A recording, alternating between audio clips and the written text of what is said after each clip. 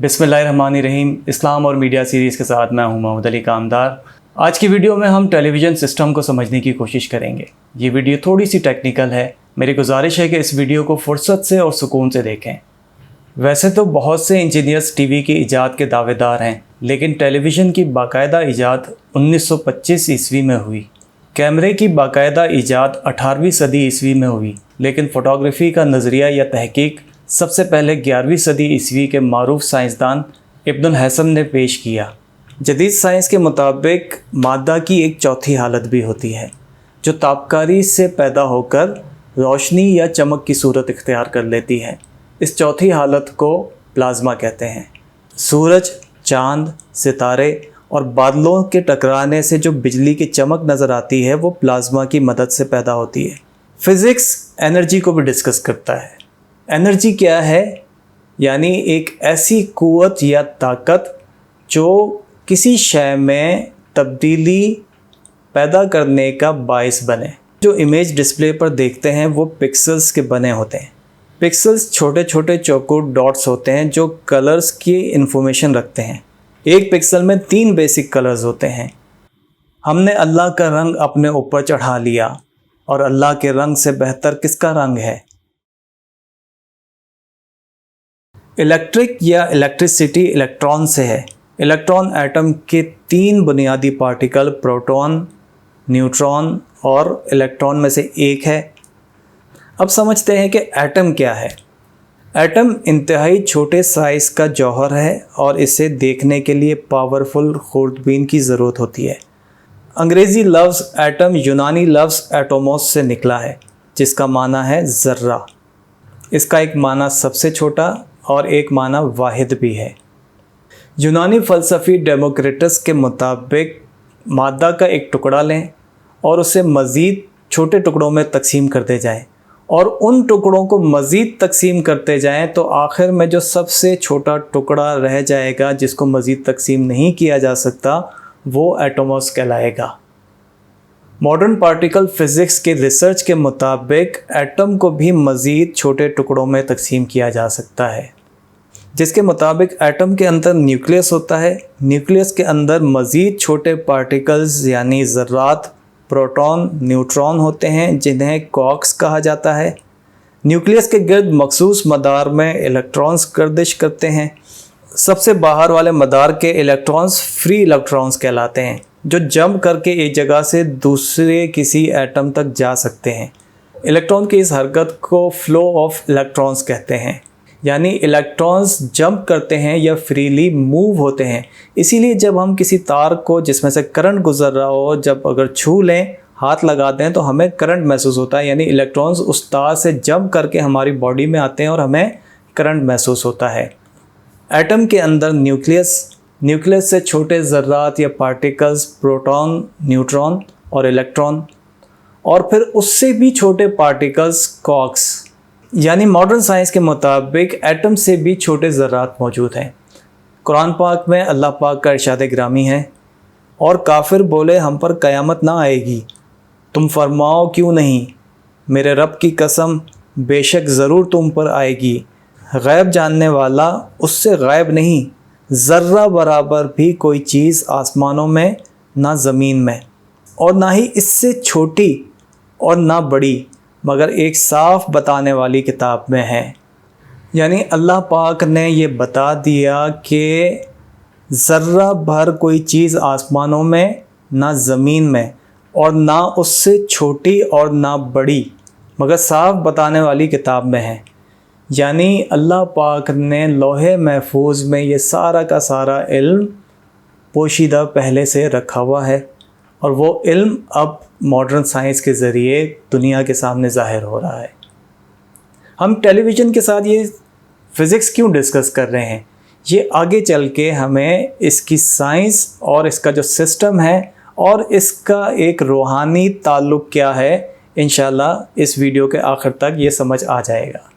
मज़ीद दिलचस्प बात यह है कि क्वार्क से भी छोटे पार्टिकल्स, जिन्हें स्ट्रिंग्स का नाम दिया गया है, वो आज यानी मौजूदा दौर में दरियाफ़्त हो चुके हैं। ये स्ट्रिंग्स क्या हैं? ये स्ट्रिंग या तो सीधी हैं या दायरे की शक्ल में हैं, जो कि हर वक्त वाइब्रेट करती रहती हैं, यानी हर वक्त हरकत में होती हैं, और ये स्ट्रिंग सिंगल डायमेंशनल होती हैं। डायमेंशंस के बारे में हम पिछली वीडियो में बात कर चुके हैं कि डायमेंशंस क्या होते हैं। 3 डायमेंशन की हमने बात की थी, सिंगल डायमेंशन, 2 डायमेंशन और 3rd डायमेंशन। इसके अलावा कायनात में और भी डायमेंशंस हैं, मगर हमने सिर्फ और सिर्फ स्क्रीन और डिज़ाइनिंग के पॉइंट ऑफ व्यू से 3 डायमेंशंस की बात की थी। यानी स्क्रीन पे आप जो देखते हैं वो सिंगल डायमेंशन तो नहीं होता, 2 डायमेंशनल 2D या फिर 3D होता है। तो पिछली वीडियो अगर किसी ने नहीं देखी तो लिंक यहाँ पर मौजूद है, या फिर चैनल पे जाके आप वो वीडियो देख सकते हैं। ये स्ट्रिंग्स क्या होती हैं? ये वाइब्रेट करती हैं। जिस तरह से आवाज़ की लहरें सिंगल डायमेंशनल होती हैं और उनमें इर्तिआश यानी वाइब्रेशन होती है। हम जानते हैं कि मादा वो होता है जो हजम और वज़न रखता है। मॉडर्न साइंस के मुताबिक स्ट्रिंग सबसे छोटा मादा है। स्ट्रिंग यानी डोर या धागा। स्ट्रिंग सबसे छोटा मादा यानी जिसका कुछ वज़न भी है, कुछ जिसामत भी है, जिस तरह से आमाल का और किरदार का वज़न होता है। क़यामत के दिन जब आमाल का वज़न किया जाएगा तो इस बारे में अल्लाह पाक ने कुरान पाक में फ़रमाया, बल्कि अल्लाह ही जिसे चाहता है पाक फरमाता है और उन पर एक धागा बराबर भी जुल्म नहीं किया जाएगा। अल्लाह का इंसाफ इतना शफ़ाफ़ है कि मामूली जिसामत के वज़न के बराबर भी नाइंसाफ़ी मुमकिन नहीं। खैर, हम आते हैं फिर अपने मौजू की तरफ। हमें पार्टिकल्स, मादा के अंदर पार्टिकल्स और पार्टिकल्स के साथ हमें एनर्जी और फिर साथ में रोशनी भी समझ में आ गई। 1905 में एल्बर्ट आइंस्टाइन ने एक नज़रिया पेश किया कि रोशनी ना ही वेव है और ना ही पार्टिकल, ये दोनों का मुरक्कब है, जिसे क्वांटा कहते हैं। आइंस्टाइन ने इससे फ़ोटोन का नाम दिया। अब फ़ोटोन से आपको ये समझ आ रही होगी कि हम आहिस्ता आहिस्ता फ़ोटो की तरफ बढ़ रहे हैं। इसको साबित करने के लिए आइंस्टाइन ने एक फ़ोटो इलेक्ट्रिक सेल के नाम से एक डिवाइस बनाई, जिसकी बुनियाद पर ही कैथोड रे ट्यूब काम करती है। हम अपने सामने मौजूद कोई भी चीज़ उस वक्त देख पाते हैं जब रोशनी होती है। अगर लाइट और रोशनी ना हो तो हम देख नहीं सकते। यही फार्मूला टेलीविज़न का होता है। यानी हम अपनी स्क्रीन पे जो कुछ भी देख रहे होते हैं, जो मंज़र देख रहे होते हैं, यानी दूर का एक मंज़र जो हम अपने टेलीविज़न स्क्रीन पे देख रहे होते हैं, वो दर हकीकत हम दूर की रोशनी को अपने घर में बैठकर अपनी स्क्रीन पर देख रहे होते हैं। जिस तरह से हम अपने सामने मौजूद किसी मैटर या मटेरियल को बराह रास्त उसी लम्हे देख रहे होते हैं, इसी तरह से कैमरे के सामने मौजूद मैटर वक्त और फासलों को समेट कर उसी लम्हे हमारी स्क्रीन तक पहुंचाया जा रहा होता है। कैमरा अपने सामने मौजूद अशिया को रिफ्लेक्शन ऑफ लाइट के ज़रिए स्कैन करता है और फोटो इलेक्ट्रिक सेल के ज़रिए लाइट सिग्नल्स को इलेक्ट्रिक सिग्नल्स में तब्दील करता है। इसके बाद ट्रांसमीटर के ज़रिए एक बड़े एंटीना से नशरियात इलेक्ट्रोमैग्नेटिक वेव्स के ज़रिए सैटेलाइट तक जाती और इसी तरह से एक एंटीना के ज़रिए हमारे टेलीविज़न सेट तक पहुंचती। टीवी सेट के अंदर मौजूद सिस्टम में इलेक्ट्रिकल वेव लाइट वेव में तब्दील होकर स्क्रीन पर डिस्प्ले शो करती है। इस तरह लाइट और एनर्जी मैटर को इमेज या वीडियो में तब्दील करके हम तक पहुंचाती है। साइंसदानों के मुताबिक दुनिया की तेज़ तरीन चीज़ रोशनी है, जिसको आइंस्टाइन के नज़रिया इजाफियत या थ्योरी ऑफ रिलेटिविटी में बयान किया गया है। जब कोई चीज़ रोशनी की रफ्तार से सफ़र करती है तो उसके नतीजे में मैटर एनर्जी में तब्दील हो जाता है। मिसाल के तौर पे मैं अपना हाथ 1 सेकंड में कुछ ऊपर उठाता हूँ, तो इसका मतलब ये है कि मेरे हाथ ने 1 सेकंड में तकरीबन 1 फुट फासला तय किया। अगर मैं दोबारा अपना हाथ कुछ ज़्यादा ऊपर उठाता हूँ तो इसका मतलब ये है कि 1 सेकंड में मेरे हाथ ने तकरीबन 2 फुट फासला तय किया। वक्त तो उतना ही रहा, फासला ज़्यादा तय हुआ और इसमें कुछ एनर्जी भी लगी। और ये याद रहे कि एनर्जी में चेंज नहीं आता, यानी एनर्जी कम और ज़्यादा नहीं होती। एनर्जी की हालत तब्दील होती है, मुख्तलिफ़ किस्म की एनर्जी होती है, मगर एनर्जी कम और ज़्यादा नहीं होती। यानी मेरे हाथ ने जो सफ़र तय किया और फिर उससे ज़्यादा सफ़र तय किया, वक्त उतना ही लगा। अगर इससे भी ज़्यादा स्पीड से मेरा हाथ ऊपर जाता है या कोई भी जिसामत ज़्यादा रफ्तार से ज़्यादा फासला तय करती है तो इसका क्या मतलब है? इसका मतलब ये है कि वक्त थम जाएगा और فاصلہ زیادہ طے ہوگا۔ اب اگر یہ فاصلہ یا یہ جو جسم ہے یہ روشنی کی رفتار سے فاصلہ طے کرتا ہے تو کیا ہوگا کہ وہ جسم انرجی میں تبدیل ہو کر ایک وقت میں مختلف جگہوں پہ نظر آ سکتا ہے، یعنی جہاں سے اس نے سفر شروع کیا وہاں سے اور جہاں تک وہ پہنچا وہ یہاں بھی نظر آئے گا اور وہ وہاں بھی نظر آئے گا۔ روشنی کی رفتار کو یوں سمجھ لیں کہ اگر دو افراد آمنے سامنے بیٹھے ہیں، ایک شخص ایک بال دوسرے شخص کی طرف پھینکتا ہے، اب بال ایک مقام سے دوسرے مقام تک سفر طے کرتا ہوا نظر آتا ہے اور اس سفر میں جو وقت لگا اس کی پیمائش بھی آسان ہوگی۔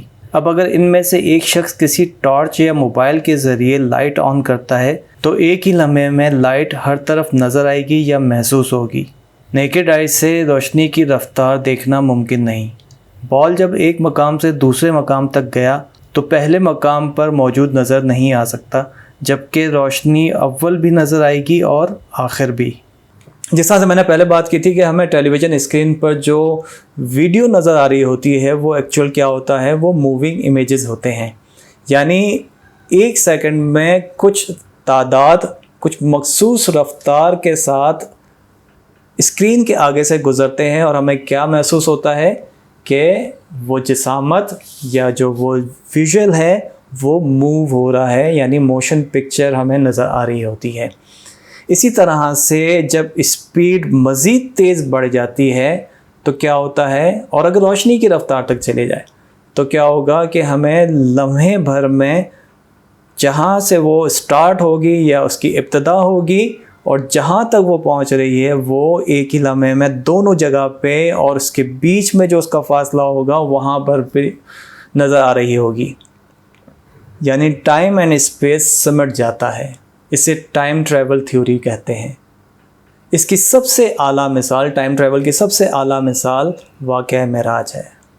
پاک ہے وہ ذات جس نے اپنے خاص بندے کو رات کے کچھ حصے میں مسجد حرام سے مسجد اقصیٰ تک سیر کرائی، جس کے ارد گرد ہم نے برکتیں رکھی ہیں تاکہ ہم اسے اپنی نشانیاں دکھائیں، بے شک وہی سننے والا دیکھنے والا ہے۔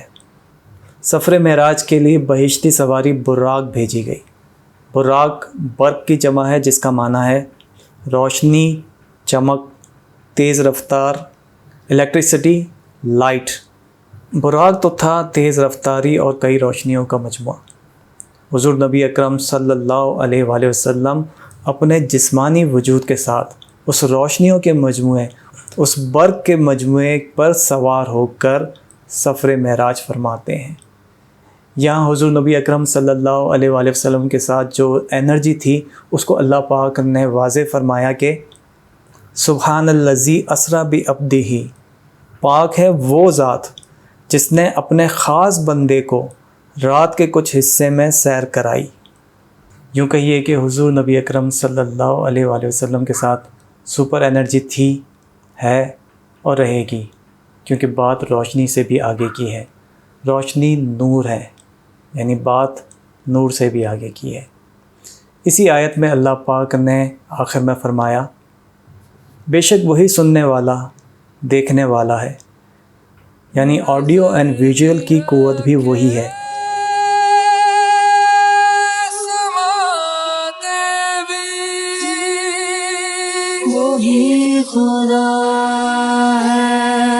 قرآن پاک میں ٹائم ٹریول سے متعلق مزید اشارے ملتے ہیں۔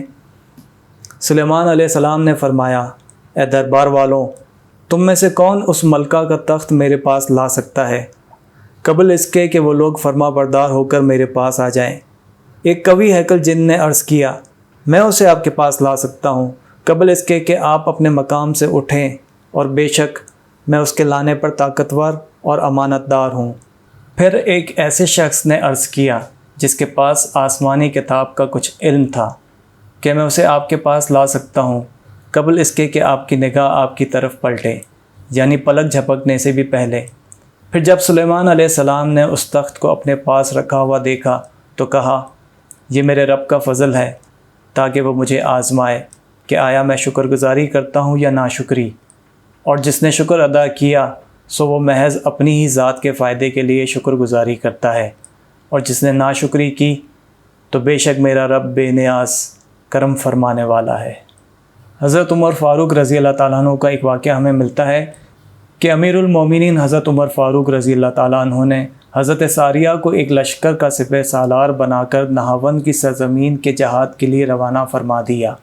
آپ یعنی حضرت ساریہ رضی اللہ عنہ جہاد میں مصروف تھے کہ ایک دن حضرت عمر رضی اللہ تعالیٰ عنہ نے مسجد نبوی کے منبر پر خطبہ پڑھتے ہوئے ناگہاں یہ ارشاد فرمایا، یا ساریۃ الجبل، یعنی اے ساریہ پہاڑ کی طرف پیٹھ کر لو۔ حاضرین مسجد حیران رہ گئے کہ حضرت ساریہ رضی اللہ عنہ تو سرزمین نہاوند میں مصروف جہاد ہیں اور مدینہ منورہ سے سینکڑوں میل کی دوری پر ہیں، آج امیر المومنین نے انہیں کیوں کر اور کیسے پکارا؟ لیکن نہاون سے جب حضرت ساریہ کا قاصد آیا تو اس نے یہ خبر دی کہ میدان جنگ میں جب کفار سے مقابلہ ہوا تو ہم کو شکست ہونے لگی۔ اتنے میں ناگہاں ایک ندا دینے والے کی آواز آئی، اے ساریہ تم پہاڑ کی طرف پیٹھ کر لو۔ حضرت ساریہ نے فرمایا کہ یہ تو امیر المومنین حضرت عمر فاروق رضی اللہ تعالیٰ عنہ کی آواز ہے۔